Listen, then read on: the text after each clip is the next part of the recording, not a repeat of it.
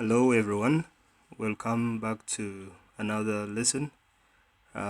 Still we are looking at section C and we are looking at the topic of leisure activities and tourism. And I'm very sure that most of you have experienced this. You have been a tourist before. For example, if you've been to the beach, that means you've been a tourist. If you've gone to a national park or visited a forest or visited another country or another city, that means you have been a tourist. So this is going to be very interesting and something that we are all familiar with. So let's start with key terms. We need to understand what tourism is. This is the act of traveling from one place to another for leisure, recreation, curiosity, study, or even business. So that is tourism. And then a tourist is someone who travels from one place to another for leisure, recreation, and curiosity, plus all those things that we've mentioned above. Another term is a domestic tourist. This is someone who goes on holiday within his own country. So if you're in USA, probably in Florida, and you visit New York City, that is domestic tourism. And the opposite of that is international tourist. This is someone who goes on holiday in a foreign country. For example, you move from Rwanda and you visit maybe the Netherlands. That means you are an international tourist. Leisure is any freely chosen activity that takes place in non-work time. Of course, for students, we'll consider leisure as something that you do in non-class time. Okay, result, this is an area of interest that is frequently visited by tourists. It is very likely that people consider this term resort to be a hotel or a building, but now I think it is clear that this is any place of interest that is frequently visited by tourists. It could even be a beach, it could be a national park, it could be a forest. Another term is package holiday or tour. This is a tour where all aspects of a holiday are included in one overall price. These aspects could include an air ticket, entry fees to national parks or any place that you'd wish to visit, meals and everything. All those included in one package. You pay one price and enjoy all those. That is package holiday. We all also have what we call all-inclusive. This is a hotel or a resort that includes everything such as food, activities, drinks in one overall price. So you don't have to pay for individual items or activities separately. Low cost or budget airlines are for those who have taken a flight. You could have been served a meal or a drink on the plane. So this meal or the drink is included on the air ticket that you paid. However, these days there is something called low cost or budget airlines. This is where our airlines provide cheap flights by removing all add-ons and only charge people if they want them. So basically you pay a cheap ticket and you don't have to demand for anything to eat on the plane. You can only pay an extra price if you want. Let's look at ecotourism. This is the act of visiting fragile or protected areas to view wildlife and support its conservation. We have so many places that are having what we call endangered species of animals. So people who visit such areas, their intention is first of all to view these rare animals, but then they also want to support the conservation so that these animals don't finally go extinct. Let's look at primary tourist resources. These are pre-existing attractions that were not specifically built for the tourism industry. For example, churches. A church, of course, in its first place, it is established for worship, but then many big old churches have become tourist attractions, and we have other examples such as beaches and mountains. So the opposite of this is secondary tourist resort, facilities that are built specifically for the tourist industry. For example, hotels are definitely constructed to house tourists. Museums are put there to put things of historical importance so that people can come and view these items. What is a national park? Most of you have visited national parks, I'm very sure. An area of land and water that is protected by law. And this protection comes in because of maybe the natural beauty of this place or the biodiversity in terms of plants and animals that exist in such a place. So that is a national park. We have sanctuary. This is an area where endangered animal species are kept. There are some animals in the world, like I mentioned, that are very rare to find in many places. So where they are being kept is a very specialized place that they receive special attention so that they don't get any risk of death, so that they don't get extinct. In Uganda, for example, there is a very small population of white rhinos, very rare in the world, and they are being kept in what we call Ziwa sanctuary. So that is a sanctuary that keeps animals that are endangered or that are near extinction. What is a honeypot? This is a location that attracts a large amount of tourists. Any country has its honeypot. This is a place where majority of tourists who visit the country would want to go. In Rwanda, for example, we could think about Rubavu as a honeypot because it has so many attractions which attract so many tourists. So let's take a look at tourist attractions. We have, of course, both physical and human attractions. We will just look at an outline of these wild animals, such as we call it fauna. For example, lions, giraffes, and others. We have mountaineer sceneries, beautiful mountains. Some of them are snow-capped. We're going to look at the activities. Plants, also known as flora. We have water bodies, lakes, and rivers, and of course, with activities that are done.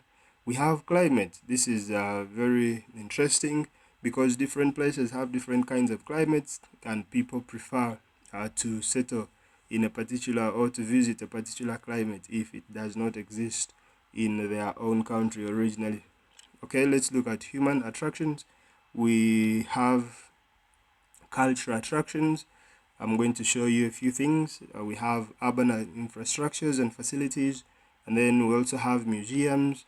We've already mentioned churches that are also part of human tourist attraction. So let's take a look at a series of pictures that show different sceneries or different features. This is Mountain Kilimanjaro. It is very famous. It is a very important tourist attraction in Tanzania, and of course you can see it is snow-capped and people do activities on that. For example, mountain climbing. Others love viewing the place, which we call our sightseeing. So in another picture, we can see people doing an activity of mountain climbing. This is the Savannah region. You can see a very beautiful sunrise. So it has two attractions there. The climate, where we have sunrise being visible in the morning, and also we have the vegetation as an attraction. We have our animals. This is in the national park. Those are giraffes, and down there we have zebras. We have another picture of beautiful sunset. This is sunset, and the animals. This is still another mountain climbing activity on a mountaineous scenery. Now, vegetation is very good to view. There are so many animals within the vegetation, within the forests, and also there are activities these days that people do. You can see people up there. This is called canopy walk, very famous in Rwanda, in Nyungwe forest. We can also take a look at these tourists looking at a very huge tree. They are looking at the buttress roots, and this is very attractive. You can find these in tropical rainforests. Right there, people hanging around the beach. You can see they are sunbathing. Others would dip themselves in the sand, and we call that one sandbathing. Swimming activities can take place around there. Also, in water bodies, we can have activities like boat rides. We can have game fishing. This is an activity called rafting. People in a boat moving on a very fast flowing water, especially around a waterfall. Very important activity in Uganda, near the source of River Nile, in Bujagari. This is a very beautiful view of the Niagara Falls in the US. It can also be viewed in Canada, and this is a very good sight. So we have sightseeing around this place, very attractive. You can look at how many people are standing on the edge looking at the beautiful view. This is culture. This is a picture from Rwanda. These people are dancing a traditional dance called maraba, and it's very attractive. It has been showcased on so many international events. So that is a cultural attraction. We can also look at the ways of dressing as another cultural attraction. On my left is a dress code from Uganda. This is called gomesi. And on my right, we have the Rwandan way of dressing. This is a dress called mushanana. Very attractive dresses right there. This is another vegetation, or it can also be showing the climate. You can see how beautiful the morning is. Okay, and that is sunset in the evening. Very beautiful to look at. It's part of climate. Also, the sunny conditions are very important because people get to hang around the beach. They can also go to the water and swim to cool off. During winter, we have activities such as skiing. So this is an activity very important and very ideal for winter climate. We have urban infrastructures and facilities as tourist attractions. Right there, you're looking at Wuhan City in China, and you can see how beautiful it is at night. Very tall buildings, we call those skyscrapers, and very many activities that take place within the urban center. This is the same city viewed during the day. So this is very attractive, very nice to look at. We have very important landmarks in very many urban centers. This is the Eiffel Tower in France. It is in Paris, so very attractive. Every person who goes to France must have at least a visit on this place. Right there, you can see another landmark in an urban center. This is the Colosseum, found in Italy, Rome, and a very old building. It is like a stadium. It was built way back in 72 after death, or AD. So it is still standing, and it attracts so many people. This is the famous Statue of Liberty in New York City. And there we are looking at London Bridge, very important attraction. And like I mentioned, there are also facilities in urban centers. For example, museums which attract tourists. This is one of the museums in USA. It has the remains of dinosaurs that went extinct long time ago. Tourists also engage in other activities. You can see that is an activity called bungee jumping or bungee jump. It is a risky venture, but if you're not afraid of heights, it would be a very good thing to engage in. So let's look at the growth of tourism. How did tourism start, and where is it going? So tourism is a rapidly growing industry and is considered by many countries to be an important development strategy. Currently, the majority of international tourists go to MEDCs, but many LEDCs are also seeing rapid growth in tourism. So this is very important. Our tourism is a very important economic activity, and many developed countries have very developed tourism sectors, but also LEDCs, looking at how important this industry is. They have also invested a lot in this sector. Rwanda, for example, today earns so much from the tourism sector because it has looked at it as a very important activity that can increase its national income very quickly, and indeed it is doing so. So tourism started growing in the 17th century, where doctors started recommending benefits of mineral water. Now, don't think of this as the mineral water in the containers that you buy. This led to the establishment of hundreds of spas in Britain. So a spa is simply a mineral spring with health-giving properties, or it could be defined as a bath containing hot aerated water. So people who have some body sicknesses were recommended by doctors to go and be in a spa so that they can get some kind of healing. So this is when Britain started investing in some of these facilities, and tourism started in those days, 17th century. Okay, so seaside resorts were the second stage in the development of tourism. Today, over 3.8 billion people travel by plane to visit different places all over the world. And the International Air Transport Association expects this number to grow to about 7.2 billion by the year 2035. So after the development of spas, seaside resorts, like I showed you earlier, we looked at a beach where people are relaxing, forgetting all about their problems. So this was the second phase of the development of tourism, and we're expecting that so many people are going to continue venturing in tourism. Domestic tourism is more important in MEDCs than in LEDCs, where people are poor to afford a holiday away from home. So I already mentioned what domestic tourism is. We said this is where people go to visit places within their own country. And looking at LEDCs, many people don't have a lot of money to visit their own tourist attractions in their own countries. But however, we are having an improvement these days.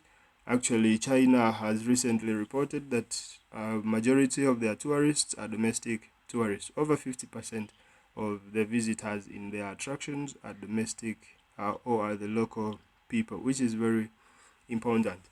Let's take a look at this graph, and we see how long or how far tourism has come and where it is going. So this graph below shows the past, current, and projected trend of tourists' arrivals in selected countries. So starting with the key, you can see that blue is Europe, red is Americas, and let's look at green, which is Africa, and then other countries. So from 1950, you can see that all countries had a very small number of tourists visiting their attractions, but this kept on increasing, and you can see that by 2003 or 2004, the number of tourists had increased to around 1 billion. And then we expect, or they have forecasted, that by 2020, the number of tourists would have reached 1.6 billion. We are already in 2020, by the way, and unfortunately, I don't know if this number has been reached already, because this year we are having a big problem of coronavirus, and many people have been told to stay home. So tourist resorts right now are having a very, very big loss. But we hope that when this is over, we will get our lives back. So let's look at reasons for the growth in tourism. This is very important. It is a very common area of examination. So I want you to focus and try to understand some of these factors. There are so many factors, but we're going to look at a few of them. So we start with leisure time.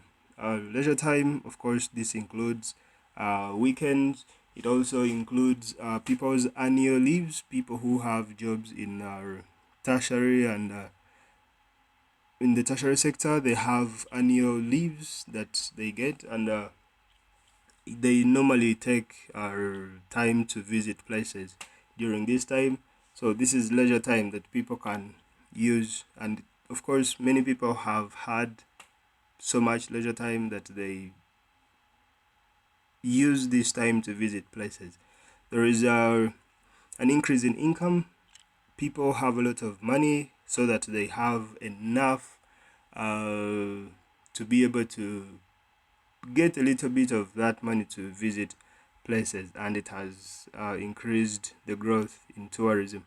Let's look at transport. Transport these days has improved so much. There is air transport. We have transnational roads, or roads that can go through the entire country, and some even connect to other countries. We have, for example, the Trans-American Highway, We have the Trans-African Highway, so people are able to move from one country to another, even using roads or air transport. It has increased so much so that moving from one place to another is very easy.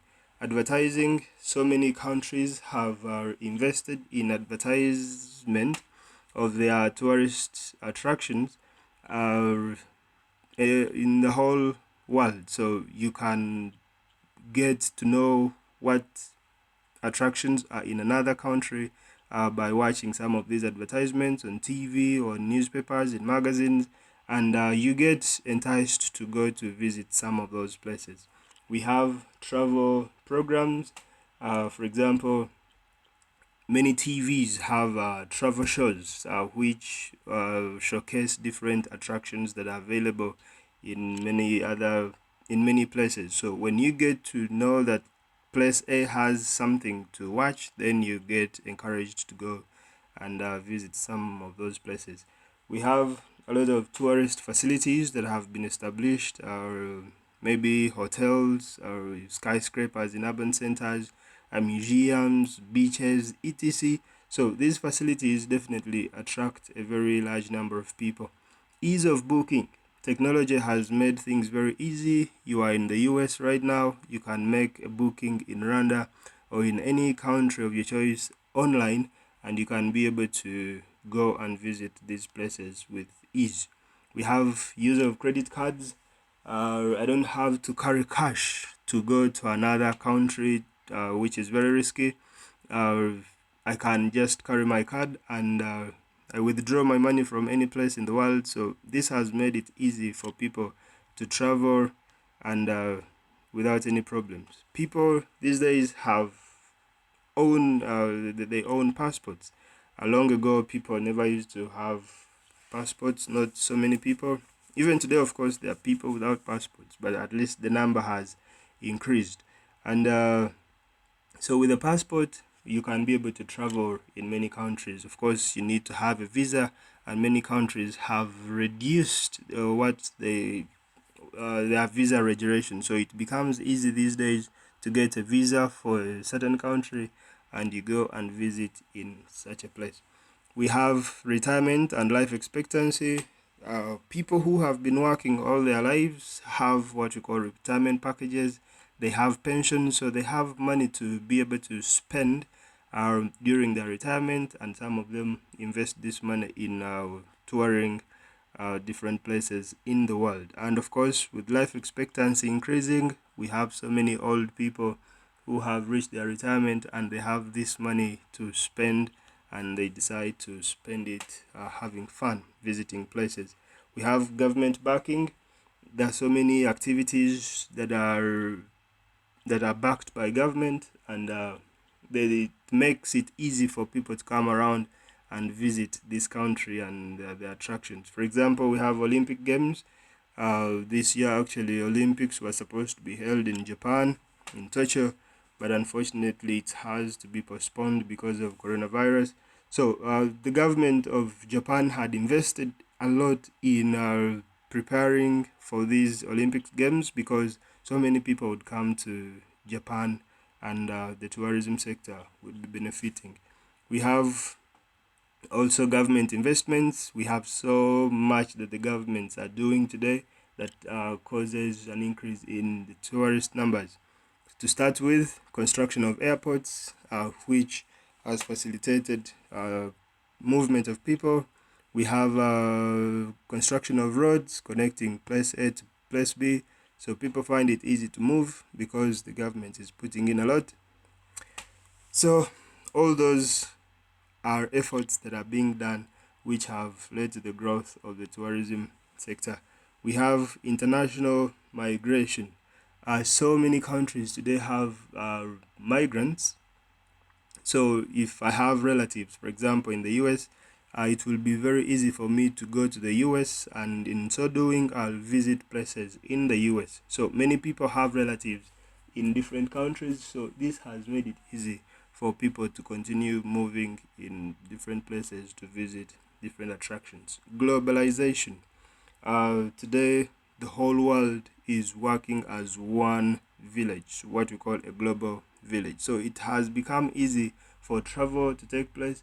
It has become easy for communication because we have so many people able to speak in one language. So tourists find it easy to move to a place where communication would be very simple. Also, in terms of globalization, there is a news. People get to know things that are happening in other parts of the world, and they are able to get interested in visiting such places. Let's take a look at reasons for the growth of tourism in LEDCs. Some of these factors, of course, are the same, but let's basically go through and see the difference. We have new destinations. In terms of this, we find that people who have been visiting for, places in the MEDCs for a long time, they have become bored of visiting the same places over and over. So they have decided to venture in new destinations, which definitely are in LEDCs. So they get to enjoy new things. The exchange rates in LEDCs are normally very low. If, for example, you have $10,000 in USA, when you come to an African country, you will exchange this money for so much, and you will have so much fun visiting almost all places and enjoying the best services. So that is one factor there. Ease of booking, like we have already mentioned, it is very easy to book for tourism packages or anywhere in the world. You can do this online and then you come around. So also LEDCs have this kind of technology which has made it easy. They are also doing a lot of advertisement on almost all global news networks and magazines and and also online advertisement. So people are aware of the attractions that are there in LEDCs which attract them to come around. Transport, we've already mentioned that transport has improved so much. We have so many countries having airlines. For example, Rwanda Air, we have Uganda Airlines, Ethiopian Airlines. All these airlines have made it easy for people to come from European countries or the Americans to come and visit attractions. Okay, we also have our security. Our people from Europe, for example, would be worried of coming to Africa because they would think that the security is not very okay. But these days, security has improved. So someone comes to visit an LEDC without fearing for loss of their lives. And many other factors, of course. You can make more research and add on those. On even the other ones that we looked at can also be part of the factors in case you are answering a question. Let's take a look at reasons why some place or a region may have a decline in tourism. So not always tourism, or maybe a country that has had a very well developed tourist sector or registering a large number of tourists per year would not remain like this. Sometimes we have a decline in the number of tourists, and we are looking at some of the reasons why the number of tourists may reduce at one point. So we have terrorism. So when terrorist activities happen in a particular country, this scares away so many tourists to come in that region. So that would cause a decline in tourism. We have examples here. Bali bombing. This happened in Indonesia in 2002, and it is said that 202 people were killed. Bali is an island that makes Indonesia one of the islands that make Indonesia, and there was bombing in 2002, and that scared people from coming around. You can also remember the 2001 9/11 terrorist attack on the World Trade Center in New York. This caused a very big blow on the tourism sector. We have crime. We have so many cities with a lot of crime, such as kidnapping, murder, rape, etc., which scare away tourists. So many countries have these problems. We have examples: Mexico with a lot of drug business. We have Colombia also having the same. there are some countries such as Thailand with a lot of kidnapping, so people get scared to visit some of those countries. Let's look at another one, natural disasters. If we remember very well, the earthquake that took place in Japan in 2011. This is called the Tohoku earthquake and tsunami, and very many tourist attractions were destroyed. A lot of people lost lives, so people get scared to visit some of those places. We have places such as Nepal also having so many earthquakes. Volcanic eruptions, especially in Hawaii, also sometimes scare away people, although some of the features that come around you as a result of eruption would be attractions in a way. We have hurricanes such as Hurricane Katrina that happened in the southern states of USA and in the Caribbean. In 2005, so many people lost their lives, and this normally scares away potential tourists. Economic downturn. We have things such as recession. Now, recession is a decline in production of goods and services in a particular country, and you can imagine if there is low production, that means there is limited supply, and what that one would cause is inflation or an increase in the price level of goods and services. So people would fear to go to visit such countries that have high prices of goods, because they would definitely be paying a lot for simple services. So those such things would reduce the number of tourists. We have war. Countries that have so much fighting going on would not have a lot of tourists. We have very many countries such as Afghanistan, Libya, Somalia. These countries have a lot of war. Nigeria has the Boko Haram terrorizing people all the time. Somalia, we have, of course, the Al-Shabaab. Afghanistan, so people fear to go to such countries. Sometimes we say that people simply get bored of going to the same location all the time, so they simply abandon or they stop going in some of those areas. So that's basically some of the reasons why we might have a decline in the number of tourists or in the tourism sector. Let's take a look at a case study as we conclude. France is number one destination for international tourists, and this is because it is surrounded by very rich MEDCs. For example, Germany, Belgium, UK, Italy, and Spain. So these countries surrounding France have rich citizens who have to spend their money on holiday.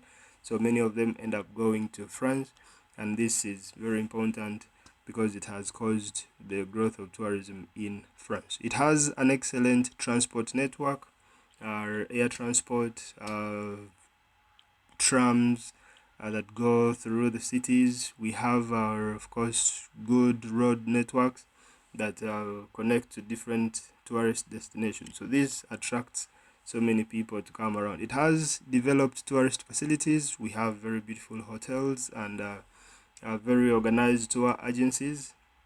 So these attract so many people. It also has many historical attractions. Earlier we mentioned very important landmarks, for example, the Eiffel Tower.